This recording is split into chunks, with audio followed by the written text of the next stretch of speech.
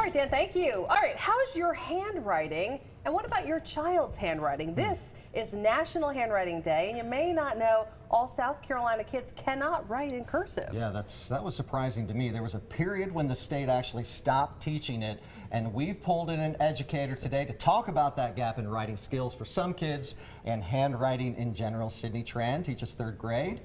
Big writing year, apparently. Yes. The 3rd grade is for the Greenville County Schools at East North Street Academy. Thanks for being here. Thank you so much for having me. This has got us talking today. Yeah, we've been talking. We've been comparing handwriting, like writing our handwriting. How's your handwriting? I don't know. How's yours? And I feel like a lot of us feel like we're sloppy, right? Yes. I think so, like we write like doctors.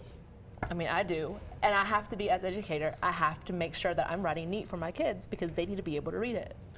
So. Have you, I was reading online that some teachers will write in cursive on the board and some of the kids can't even read the cursive. They can't. And that's what sort of led to some of these states being implementing laws. Yes, and so right now we are doing manuscript. I say we have to do the manuscript in order to get the cursive down.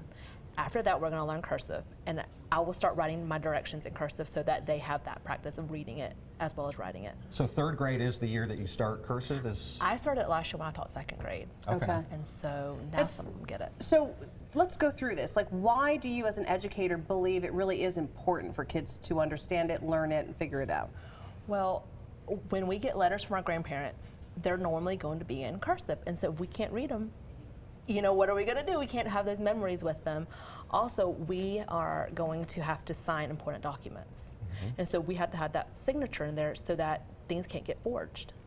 Right. So. It's easier to forge a printed name than it is a signature, right? That's, yes. Okay.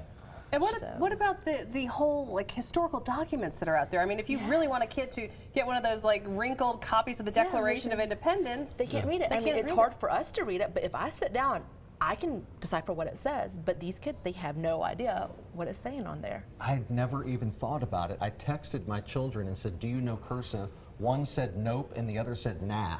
I was like, That's not well, good. we need to work on that as well, that grammar. But I mean, there was a gap. Yes. What is the age group here in South Carolina that missed the cursive before? Because it became a law in 2017, right? 2017. I talked to a 5th grader today. She didn't know what that cursive is, and then some of the teenagers, they don't know how to write in my cursive daughter's either. group didn't And so learn. we have that 10-year gap right there where people just didn't learn cursive. So what do we do? All right, say we're a parent and we're like, holy moly, my child can't write their signature. How do we teach them? Because it isn't like easy, is it, to learn? It is something that you can just practice at home. There's many websites that you can just search, you know, how to write in cursive, things that they can trace. You know, online has so many resources that you can Probably find. printouts that you can do. Printouts and stuff that I teach my kids after we do the book. We have a book that we go through. After that, I do it in their signature, and so they start writing their signature with it. But it's all online that you can just search. There is a big debate about it, though. Some people might hear this and go, I mean, why do they need to know cursive when they're given laptops? Yeah. You know, and that's the future of everything. So, but it does teach certain things, like it helps them work on their fine motor skills and things like that. Fine motor skills, less reversals. You know, kids writing backwards, and so with that, there's one stroke with the cursive, and so it has to make them write, you know. So you've seen that help children that are struggling with backward writing? Yes, for sure. And then retaining information and comprehension, that also helps with them. So if you write something in cursive, it helps you retain it more than printing it? Yes, and like with their spelling, it helps especially with spelling as well. For spelling words. So it takes more brain power. Yes. Okay. Interesting. So when it comes to a parent wanting to make a difference with the kids, you suggest going online? Going online, ask your teachers at school. They'll have resources. I have a book that I'm going through. I'm more than happy to print. What do you think is most important to learn? Just the signature for sure? The signature, but also just all of it. You know, practicing. The kids love learning cursive. They're like, Ms. Tran, when are we going to learn cursive? And Oh, I say, that's so cute. Right now we have to get the manuscript down, but once we get there, we're going to get it. Incentive. So. Oh, how the old people write, I'm sure. When are we going to learn how the old people write? Yes, Yeah. we need to do it.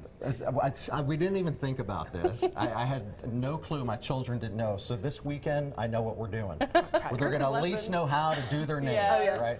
There you go. Thank you so much for being with us. Yeah, that was fun. Have a great school year. You're watching Carolina's Family at 4. We're coming right back with more.